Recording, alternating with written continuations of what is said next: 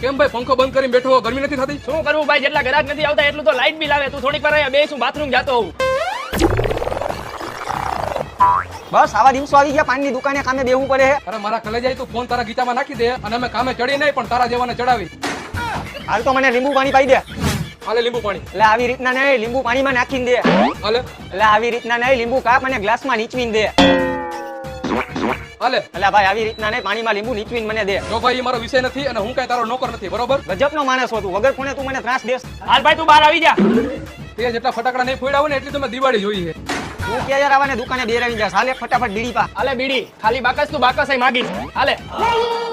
બીડીમાં બરોબર જામ્યું નહીં ભાઈ. એક તો બીડી મફતમાં પીને પાછી જમાવું છે. કોને કેસ ભાઈ તું? ફોનમાં વાત ચાલુ છે. હાલો, આપણી ઓલી હાઈવેટ જમીન રહી ને એ આપણે વેચી નાખવાની છે. અમારા જેવાની ઊંચી ઊંચી વાતો સાંભળવાના જ કારણે હું પાનની દુકાને ઊભો નથી રહેતો.